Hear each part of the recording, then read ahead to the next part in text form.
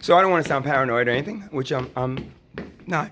I'm really concerned again that this whole episode with my sister and living in her house the last few weeks, I started feeling sick. I mean, literally, anything, the food, everything that was there that I was eating was getting me feeling really weird. So I'm the whole thing with the Monmouth thing and how they got me in there and how when I first got in there I was asking my sister to let me out. No, maybe you should stay longer. Thinking maybe this whole thing about getting me into a mental institution was really to get me long term, so then somehow she could take over whatever fund is still left that they haven't spent, living a pretty good fucking life that I'm now remembering and seeing. My sister had all these jobs in the different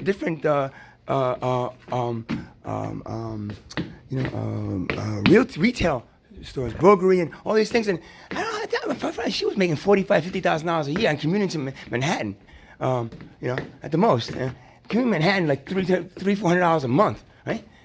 Yet she was able to buy these really expensive cars, and buy these a nice house and really nice furniture and change the furniture every few years, and the things go. Well, she would save, and then they would always have money for going to Italy and making sure that everybody, the whole family, went to Italy. And it's pretty expensive every year. I'm thinking maybe on my dime. Again, I don't give a shit about the money. When I give a shit about these people that lied to me, I realized that 15 years ago when I got married, and then I approached them and they said, no. I said, hey, no, all right, maybe not. Now it's like, oh yeah, it's real. I can really feel it now. These people were now my family somehow, and they refuse to tell me the truth. So I only have one sister here and one brother there. My other sister, she had an aneurysm years ago. Well, again, I say sister, but they're not really my family. The people that I'm considering a sister, she had an aneurysm years ago, so she can't really tell me anything. She lost her ability to speak. So I'm counting on the two, and to tell me the truth, and they seem to not. So now I have to go find it myself, like DNA test and figuring out, But also another strange thing happened. Really strange. The relationship I had with my ex-girlfriend was kind of strange because it ended. I got thrown out. She ended up getting a friend of mine, David Ziegler, to come over and claim that I was manic in my backyard and get the goon squad over here and bring him over here and then get him to Monmouth and made a big deal out of me just hanging out, staying up for a couple of days and hanging in the backyard and have doing my activism thing. Right? Wasn't really that, but David Ziegler, he made a big fucking deal out of it. I saw him, and then all of a sudden the cops came, and then the Monmouth lady came, and within a few minutes, they had me fucking strapped in a fucking thing and sent to Monmouth, Jersey Shore, and then Monmouth. And through the whole process, I was stuck in there. Right? And they gave me the Seroquel to take, and then it happened again and again, 3 times. Matter of a month and a half. And yeah. But now I'm saying maybe that was all kind of staged. Maybe Monmouth and Jersey Shore, maybe my sister took some of that money and paid them to take me in. I'm not saying, the thing of it is this is what I'm getting as information, and I'm piecing together, and, I'm not getting any confirmation other than, oh, you're crazy, hey, that didn't happen. From my sister, that seems to be now, I don't know, she might be going somewhere, like, Italy for a while. I heard her, she decided to get up and leave. So, very strange. It's very strange to understand this, not know who your parents are. Understand, I remember things that happened in my childhood that just didn't make sense. I have nothing in common with any of the people in my family, supposedly in my family. No musical, nothing that I do they like, and nothing that they really like I really like either. So I remember going to Italy when I was young, and people would like talk behind my back and say, and like kind of like I don't always feel very alone, right? Like I shouldn't really be here, but my cousins kind of made me feel connected and stuff. But something about how everybody's looking at me, like I am the kid that they're saying was born here, but I really wasn't born there. So because my mother acted sickly most of her life, and towards the end she was very sickly. And me bringing it up to her, my sister goes, "No, don't say that because she's gonna get so offended."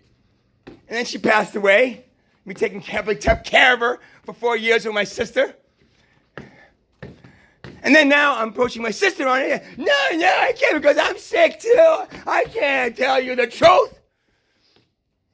So I'm sorry, I'm being a little upset about it. I'm not manic. I'm upset and pissed the fuck off. Because now I'm homeless, right? I'm homeless, right? I'm gonna lose a center, right? I'm trying to figure out what I am and who I am. And my sister gets to go, on a $50,000 job, you're stretching that dollar really far, Rosie. And did you pay David? And I'm just saying, maybe did you pay Barbara to go to the drum circle and meet me and then spend 7 years of my life and then destroy me by taking my fucking house away from me? So I could act manic, so that you could stick me in a fucking cage? Because of why? Something about the next, from about 6 months ago to now until about, I'm thinking a week, 2 weeks, 3 weeks from now, something is gonna happen that's gonna expose what happened. And I'm saying, when that happens, they're fucked, right? These people that call themselves my family. So what are they trying to do to me? Stick me into a mental institution so that they can claim that if I get the money, it's like, oh, he can't handle it because he's crazy, he does all those drugs. And, or physically poisoning me because I felt staying at my sister's house up until like yesterday when I fucking got up and said, I gotta get the fuck out of here because I don't feel right. Something about the smell, something about here, something about the food, everything in this house right now reminds me of something that's trying to kill me. So I ran out of there yesterday. And of course she was threatening to call the police because I was acting very manic about it. And that other night when the police came over, after I did my dance and somebody called them, my sister was like, oh, I don't want you to go out there because, she was trying to get me manic. See if I can be manic so I can go and then call the police and say he's manic and then take me away. But I wasn't. I was very calm. I said, Rosa, I'll go to, no, don't go out to the police like this because you're too calm, get it? So this is what my sister, my brother, these people that raised me, I'm 10 years. My mother, supposedly, she was like 45 or 47 when she had me. At that age, right? My mother was pretty heavy. My mother was not very healthy. She didn't do much of anything. Oh, I can't keep on calling her my mother, but this woman that raised me. Okay, but she raised you just like a mother. Yeah, but they never told me I wasn't part of their family. And they've been hiding something from me all my fucking life. And now when I'm approaching them about it, they're threatening to say that I'm doing too many drugs and I'm making all this up as hallucinogens you're having. You're having hallucinations that we're doing this to you.